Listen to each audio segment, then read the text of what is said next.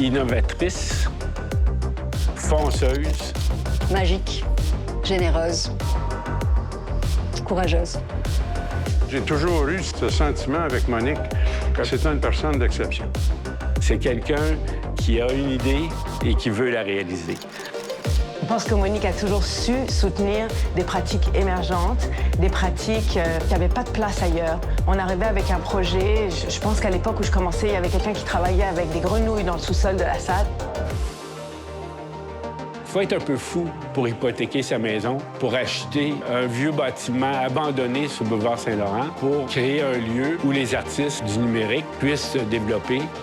La SAP était une bébite pour tout le monde qui ne pouvait pas être financée parce qu'elle rentrait dans aucune case. Puis quand tu es unique, puis tu commences par le doute. Tu commences par, voyons, Mme Savoie, c'est parce que ci, parce que ça. Et elle n'était pas décourageable. Sa persévérance, sa résilience, sa capacité à prendre une idée et à jamais lâcher jusqu'à ce que ça voie le jour. Elle avait cet aspect, c'est ça, intuitif et visionnaire, qui lui permettait aussi de rester libre dans cette ligne et de pouvoir affronter les vents et marées politiques en tant que femme à l'époque. C'est une personne qui a ouvert le chemin. Il faut constater qu'il y a eu un avant et un après Monique.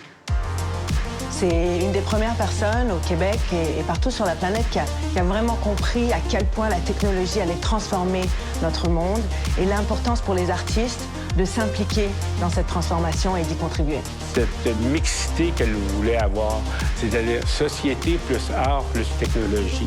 Mais elle a toujours vendu qu'il y avait une responsabilité sociale avec les artistes, l'art et comment le numérique pouvait aider cette transformation-là. Elle nous invitait dans cette voie de liberté. Elle nous invitait à créer librement, tout en ayant un contenant, un contenu pour servir la société. Moi, j'avais des projets d'artisanat électronique, d'électronique appliquée à l'art. Il y a très peu de gens qui travaillaient là-dessus. On arrivait tous avec nos idées, on savait qu'il y avait du potentiel, on y croyait, et c'était à la SAT qu'on savait qu'on serait reçu. Mon désir de monter un texte de Cocteau en acousmatique, complètement, dans le noir. Et Monique a complètement capté ça en me disant « OK, ça c'est absolument toi. On a un nouveau système de son surround à tester. Tu prends les deux ?»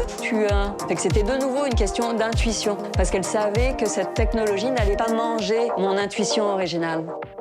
Cette vision-là d'intégrer, de faire travailler du monde différent ensemble. D'aller chercher différentes pratiques et différents êtres et de les relier pour qu'on puisse constamment faire du sens, faire du sensible, en fait. Je pense que Monique a joué un rôle clé pour positionner le Québec, localement et à l'international, comme la plateforme d'innovation en art et en technologie qu'elle est aujourd'hui et sur lequel on repose tous.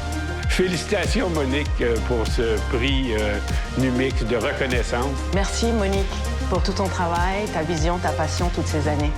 Félicitations, ma sorcière bien-aimée. Et merci pour moi et pour nous tous. Merci, Monique, pour tout ce que tu as fait pour Montréal. J'ai tellement appris auprès de toi. Bonne route.